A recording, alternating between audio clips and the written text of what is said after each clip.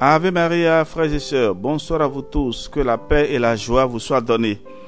Hier, nous avions parlé de l'infidélité qui mène Israël à Babylone, c'est-à-dire la déportation. Aujourd'hui, 17 février, nous voulons parler du retour de l'exil et la reconstruction du temple. Et comme vous constatez bien, nous faisons donc un parcours biblique pour aller à la rencontre du Seigneur qui vient. Aujourd'hui, nous voulons lire la parole de Dieu dans le livre de l'Esdras, chapitre 1er, verset 1 et suivant, jusqu'au verset 13. Alors écoutons d'abord l'introduction.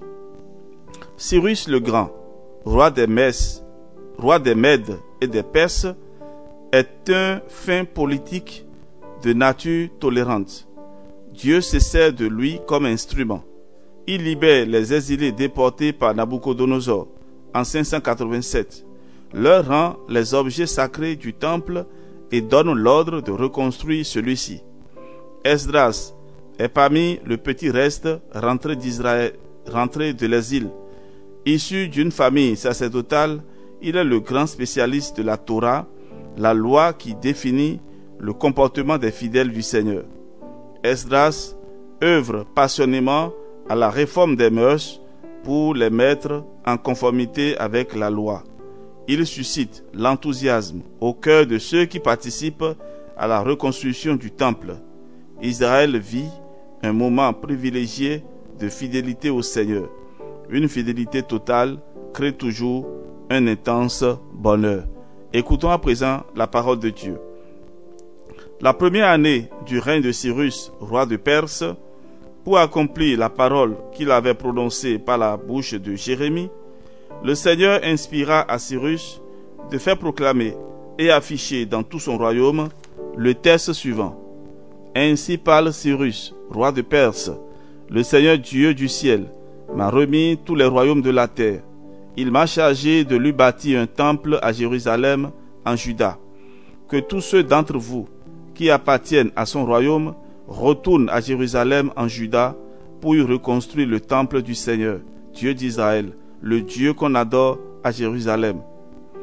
Quand les constructeurs eurent posé les fondations du temple du Seigneur, les prêtres en vêtements de cérémonie avec des trompettes et les Lévites, fils d'Azaph, avec des cymbales, s'avançaient pour glorifier le Seigneur selon les prescriptions de David, roi d'Israël. Ils chantaient au Seigneur une hymne de louange et d'action de grâce, car il est bon, car éternel est son amour pour Israël.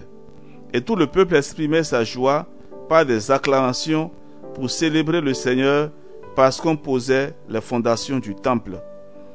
Un grand nombre de prêtres, de Lévites et de chefs de famille, assez âgés pour avoir connu l'ancien temple, pleuraient très fort pendant qu'on posait les fondations du temple. Mais beaucoup poussaient des cris de joie et d'allégresse.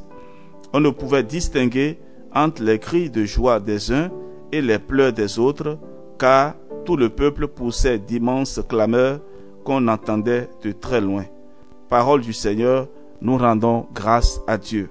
Esdras 1, versets 1 à 13. Oui, frères et sœurs, il y a parmi vous, et le Seigneur m'inspire en ce moment, qui ont entamé des travaux de construction et qui n'arrivent jamais à aboutir. Ce soir, le Seigneur déclare sur ta famille et sur tes travaux la levée des sanctions, la levée des malédictions. Que tout ce qui est enterré sur les chantiers, sur les lieux de construction des maisons, que tout soit brisé et anéanti dans le saint nom de Jésus.